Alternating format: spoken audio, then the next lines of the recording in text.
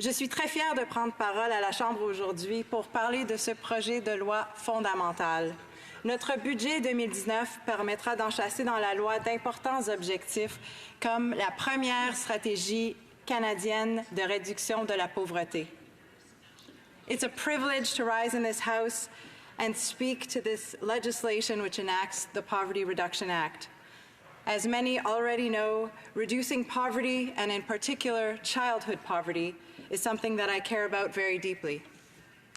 As a new mother of a 22-month-old girl, I cannot accept, I will not accept, that there are children in Canada that do not have a roof over their heads, that do not have a warm bed to sleep in, that do not have enough food to eat. And that is why it is so important to me that we enact Canada's first national poverty reduction strategy.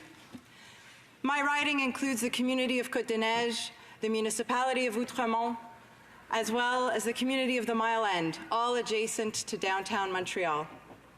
While it is often believed that poverty is not an issue in my riding, I can tell you from experience that there is poverty hiding below the surface. There are families barely able to make their rent payments. There are lineups outside of food banks and clothing drives, and there are children that go to school hungry in the morning. Poverty often hides, and I can tell this House that it is hiding in every single community right across the country. C'est la raison pour laquelle nous avons réaffirmé notre engagement envers la réduction de la pauvreté dans le budget 2019, laquelle va établir le seuil de pauvreté officiel du Canada, définir les cibles de réduction de la pauvreté, notamment une réduction de 50% d'ici 2030, et mettre sur pied un conseil consultatif national indépendant pour suivre les progrès de nos efforts de réduction de la pauvreté et en rendre compte publiquement. Cette stratégie positionne le Canada comme chef de file mondial dans l'élimination de la pauvreté. Il y a de quoi être fier, Madame la Présidente. When we talk about holding ourselves to account, we're talking about statistics. We're talking about hard facts and real numbers. Just a few months ago, Statistics Canada published results from the 2017 Canadian Income Survey. This was the first release of such data since we launched Canada's first poverty reduction strategy, a strategy which targets a 20% reduction in poverty by 2020 and a 50% reduction by 2030. I am very pleased to report to this House that the statistics show that we have met our first poverty reduction target a full 3 years ahead of schedule. Wow. Between 2015 and 2017, the poverty rate fell by more than 20%. What does that mean? It means that there are 825,000 fewer Canadians living in poverty. It means that Canada has reached its lowest poverty rate in history. It means that Canadians have more money in their pockets. The median after-tax income for 2017 is the highest in Canadian history.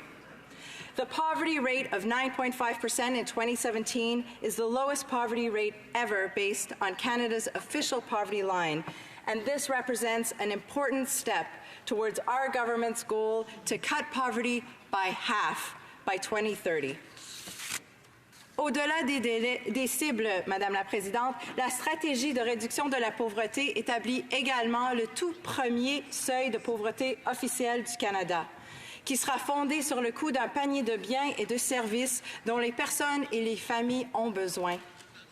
La stratégie permettra aussi de mettre sur pied un comité consultatif national sur la pauvreté. Ce groupe conseillera le ministre de la Famille, des Enfants et du Développement social sur la réduction de la pauvreté et fera rapport publiquement chaque année sur les progrès réalisés.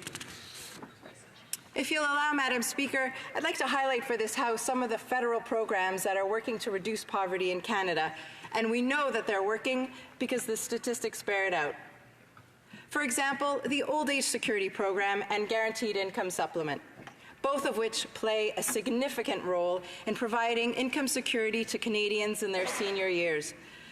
When our government increased the Guaranteed Income Supplement, we improved the financial security of close to 900,000 seniors across Canada. Our government also introduced the Canada Child Benefit. The Canada Child Benefit provides families with up to $6,400 per child under the age of 6 and up to $5,400 per child aged 6 through 17. This is what has helped raise 300,000 children out of poverty in this country.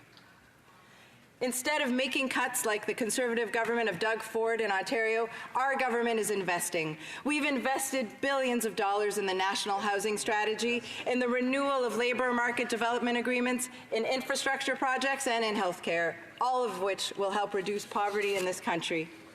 Les investissements de notre gouvernement améliorent la vie des enfants, des aînés et des Canadiens vulnérables. Par exemple, l'Allocation canadienne pour enfants a augmenté le soutien aux familles et continue d'aider à sortir près de 300 000 enfants de la pauvreté. Notre nouvelle Allocation canadienne pour les travailleurs bonifiés permettra à près de 75 000 travailleurs à faible revenu de sortir de la pauvreté d'ici 2020. Et en réduisant l'âge d'admissibilité de la sécurité de la vieillesse à 65 ans, et en augmentant le supplément de revenu garanti, nous avons empêché que des dizaines de milliers d'aînés vivent dans la pauvreté. Plusieurs autres politiques ont également contribué à la réduction de la pauvreté, comme la création de la première stratégie nationale sur le logement du Canada. Madame la Présidente, c'est le gouvernement libéral qui innove encore une fois. C'est la toute première stratégie nationale sur le logement au Canada et elle est dotée de 40 milliards de dollars sur 10 ans, ce qui permettra de construire 100 000 nouveaux logements abordables et d'en rénover plus de 300 000 ménages existants partout au pays. Notre gouvernement répond aux besoins urgents de plus de 500 000 Canadiens en matière de logement. Nous veillons à ce qu'ils aient un chez-soi sûr et abordable. Madame la Présidente, les initiatives que je viens de décrire se traduisent par des investissements importants pour les Canadiens.